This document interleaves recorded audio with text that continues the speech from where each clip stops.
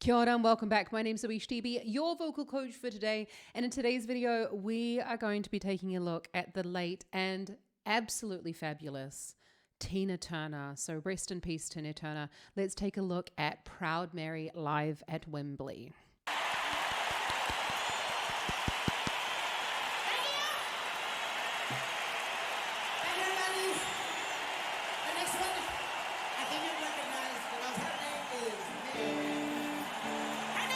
Yes.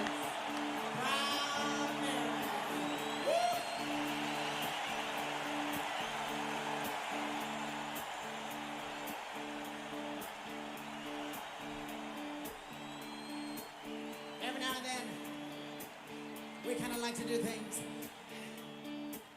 nice and easy. But somehow, we never ever seem to do nothing completely nice and easy.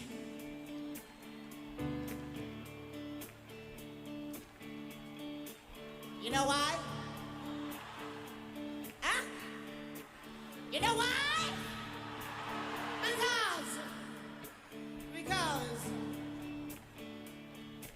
Because we like to do it. I said we like to do it nice and rough.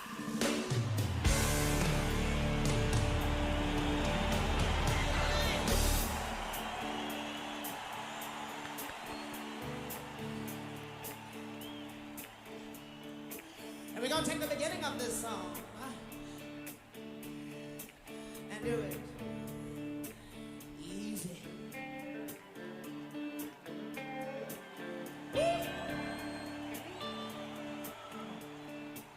And then,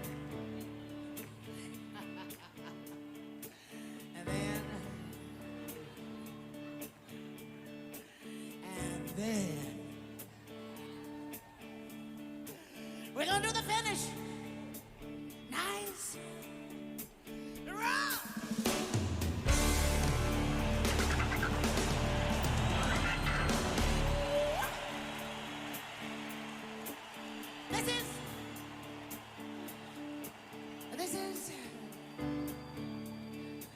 This is the way we do Proud Mary. And we roll and take. This woman is rock and roll personified. Look at her charisma. She's taking her time. She is building the song, building to the climax. And it isn't just about like next one. This is just art. I'm loving that lovely rattle coming in there, a bit of the growl. Now that's the arytenoids knocking together. You can try that. It's going to be the lowest sound. You're going to make it quite relaxed. I always like to tell students to think of cookies. But let's just jam out. Oh my God, Tina Turner. This is just inspiring me for my day. Proud Mary. And we roll and take it with me. Rolling on real life. See we rolling on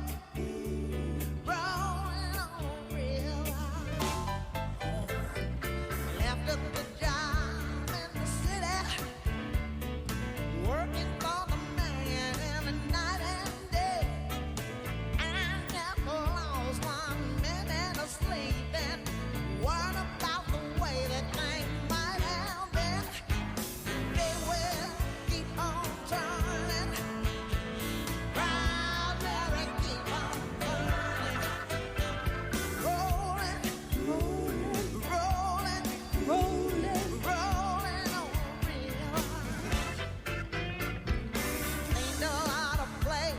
don't even need to see her and you're like, that's Tina Turner. You've got a lovely bit of the nasality coming through. There's a little bit of twang going on there. And it's got like a little bit of a Titan sound. Now that Titan sound, it's not too much. So it's not, closing off the top of the larynx. And that little bit of a constricted sound is coming from the false vocal folds coming slightly over top of the true vocal folds.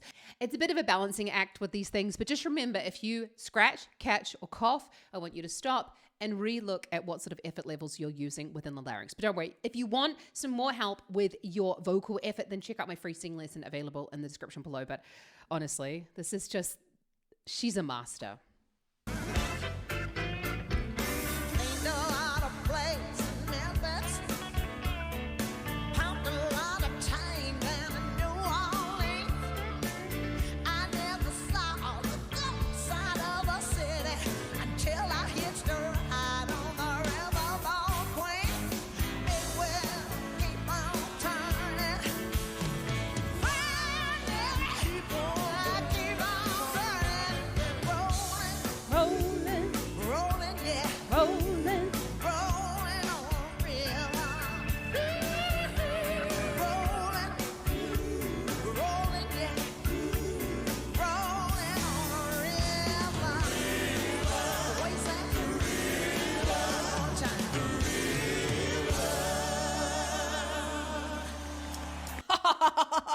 Okay, but we're going to go back and watch that again so that we can enjoy that. But did you see that? This is one of the biggest mistakes that I see singers make with the song is they start it way too loud, yeah? It's about the slow build, and then this is where it really kicks in. You've got to make sure that you keep the volume right down low. There's only a couple of high notes in there. It's not about showing off your vocal prowess right at the start. We don't want to like blow a gasket. But you can hear there where she went up to that high belt bit.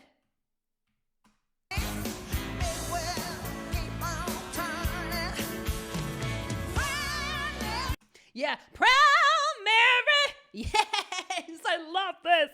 So when she went up there, again, it's not quite like a full belt sound. It's what I would call a bit more of a rock belt sound. So the vocal folds are still thick. It's still a loud sound. It's still a resonant sound, but it's a little bit more twangy up there. So we're making the top of the larynx a little bit we're squeezing it a little bit in order to get that twang going on there. So I'm not making fun of her, but that is like if I was to use twang. I've got quite a lot of twang in my natural accent, actually.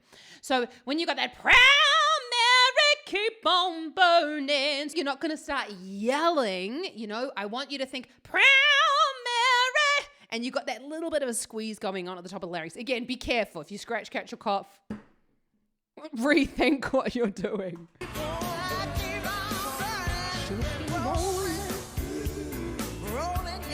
Rolling.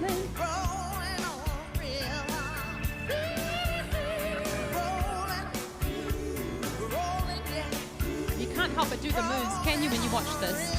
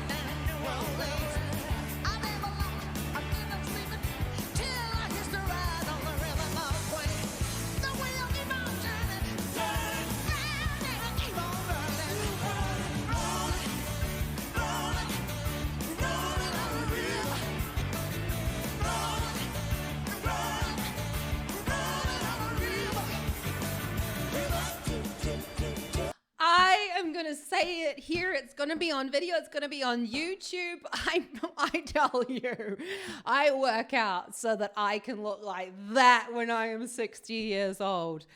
Holy shit. She was 60 years old when she performed this. This is definitely like goals, okay?